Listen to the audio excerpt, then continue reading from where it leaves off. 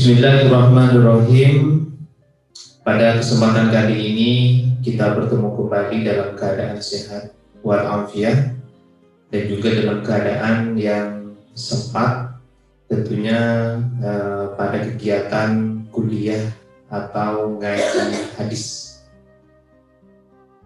Pada kesempatan kali ini juga kita akan melanjutkan pembahasan tentang wudhu.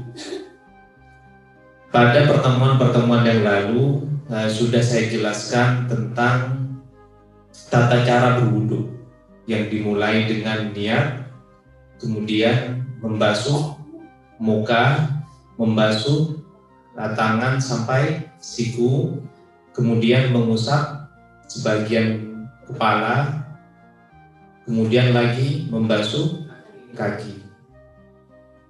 Pada kesempatan kali ini kita melanjutkan pada hadis tentang wudhu juga.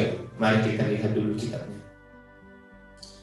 Wa anhu, dan dari Abi Hurairah, idza staiqadha ahadukum min naumihi, apabila salah seorang di antara kamu bangun tidur, fala yaumis yadahu, maka jangan mencelupkan tangannya fil ina'i, ke dalam wadah, hatta yausilaha, sampai membasuhnya salasan, 3 kali. Fa innahu la yadri, karena orang tersebut tidak tahu aina batat yadahu, di mana tangan ia atau tangannya bermalam. Jadi hadis ini menjelaskan tentang kesunahan membasuh tangan ketika bangun tidur.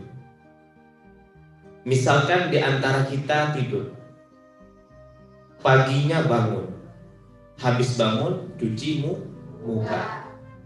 Ketika kita mau cuci muka, kita tidak boleh, dalam tanda kutip di sini makruh hukumnya, mencelupkan tangan kita ke dalam wadah atau ke dalam bejana. Kalau di sini ke dalam bak mandi, ke dalam jeding kata orang Madura. Deso banget gitu ya, jeding. Kenapa? Karena tangan manusia yang tidur atau yang bangun tidur tidak tahu tangan tersebut itu bermalam atau tidur di mana. Memang orangnya tidur, tapi tangannya kadang berjalan ke sini, ke bawah. Iya kan? Nah, berarti pengalaman. Maka dari itu, ketika berjalan, kalau berjalannya ke muka di sini mungkin masih bisa ditolerir, belum ekstrim. Kalau sudah jalannya ke bawah, itu sudah ekstrim, bahaya. Sudah jalan, pasti berarti masukin ke dalam bak mandi. Jadi ini kena corona ini. Jadi kalau kena corona, jangan salahkan siapa-siapa, salahkan yang sering masuk kita ke dalam kamar mandi, wudhu kadang ke dalam bak air. Memang tidak apa-apa selama airnya banyak, tapi menurut saya, apalagi di musim pandemi seperti sekarang ini, kalau kita mau wudhu, jangan ke dalam bak mandi, wudhu keluar, masuk keluar bak, keluar ya tempat air. Kenapa? Karena membahayakan. Wudhu saya buat virus, corona. Jadi makanya lebih hati-hati kita kalau pengen basuh muka, apalagi tangan yang masih mau basuh pertama kali, basuhnya keluar bak mandi. Bisa dipahami? Oke, kita lanjut kepada hadis yang berikutnya. Wa an Laqit bin Sobirah, dari Laqit bin Sobirah, Qala berkata siapa laki? Qala Rasulullah sallallahu alaihi wasallam, asbiril wudu'a, sempurnakanlah wudukmu, wa khallil bainal asabi'i, celah-celailah di antara jari-jarimu, wa baligh fil istinsyaqi, dan sempurnakan di dalam menghirup air ke dalam hidung, illa an takuna shaiman, kecuali kamu dalam keadaan berpuasa. Ada lafal yang lain mengenai hadis ini. Wali Abi Dawud fi riwayatin, idza tawadda'ta, apabila kamu berwudu, famatmid, maka berkumur-kumurlah. Hadis ini menjelaskan tentang kesunahan berwudu. Pada pertemuan yang lalu sudah saya jelaskan beberapa kesunahan berwudu. Yang pertama, kesunahan berwudu adalah menyempurnakan wudu. Apa yang dimaksud dengan menyempurnakan wudu?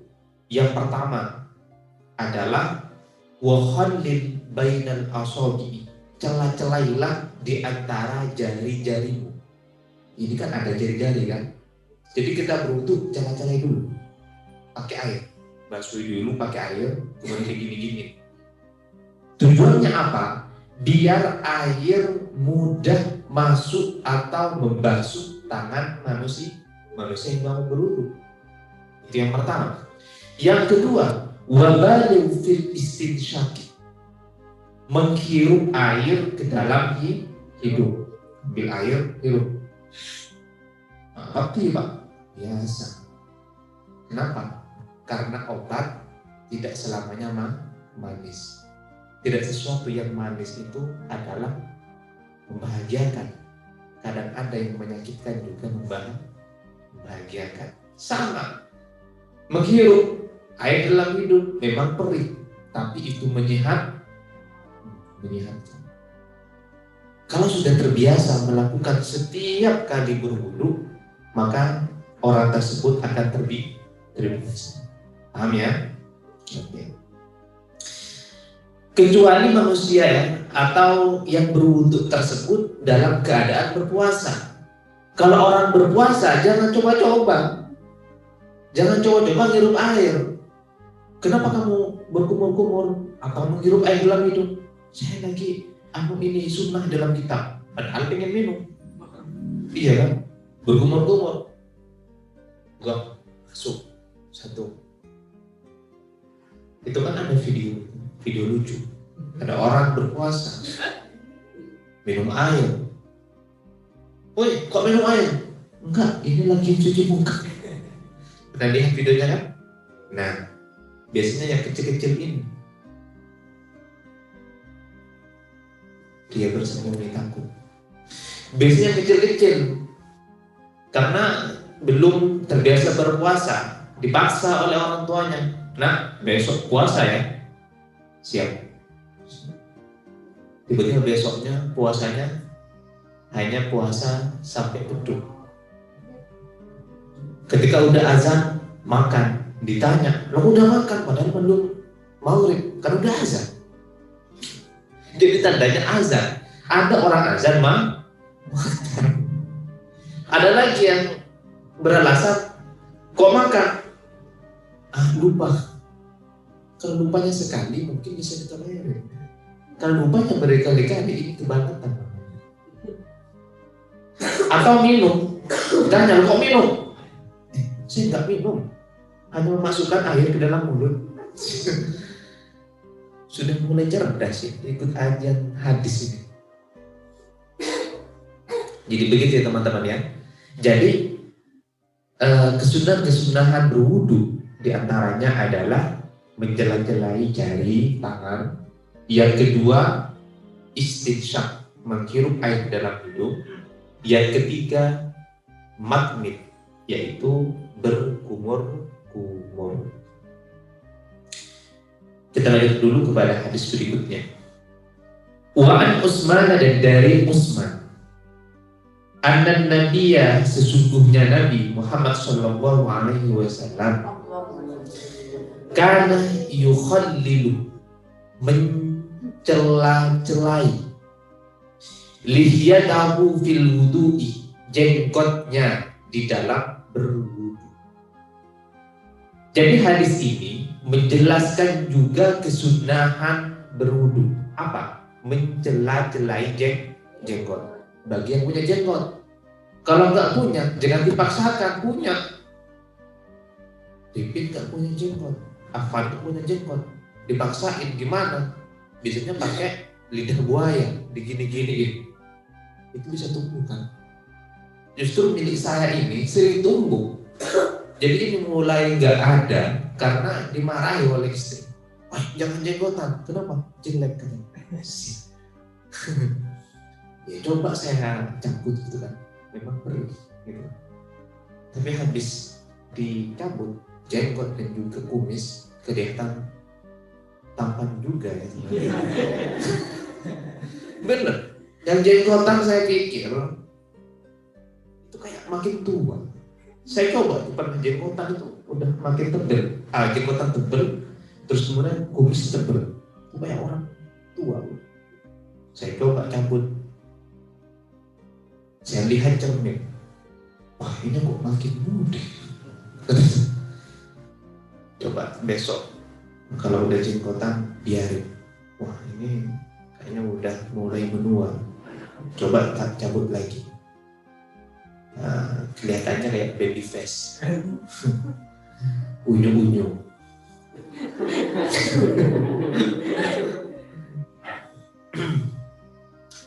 Jadi ini hanya menjelaskan tentang kesunahan berwudu, yaitu mencela-celai jenggot. Bagi yang punya jenggot, kalau nggak punya nggak usah. Biasanya yang punya jenggot itu adalah kiai-kiai. Kiai kan biasanya mengamalkan sunnah Nabi berjenggot. Kalau berjenggot, sholat itu ini ada malaikatnya. Di masing-masing lembar lembar jenggot mungkin, masing-masing jenggot itu ada malaikatnya. Kalau berjenggot ini kan milik saya, ini ada malaikatnya katanya di sini. Lalu ditanya, kenapa kamu nggak panjangin aja jenggotnya? Kasihan malaikat. Kok bisa? Kalau saya sujud, itu dahinya kena ini, kena apa namanya? Kena lantai. Sujud, jenggotnya kan kena ke lantai. Malaikatnya juga kena juga. Aduh, jadi sakit. Itu alasan-alasan yang dibuat-buat. Tapi memang ada yang kayak gitu, yang panjang banget jenggot. Kalau di sini ada jemaah tahlil malam Selasa yang Kiai siapa namanya itu? Kiai Rasuki. Itu panjang banget. Bapaknya siapa ya?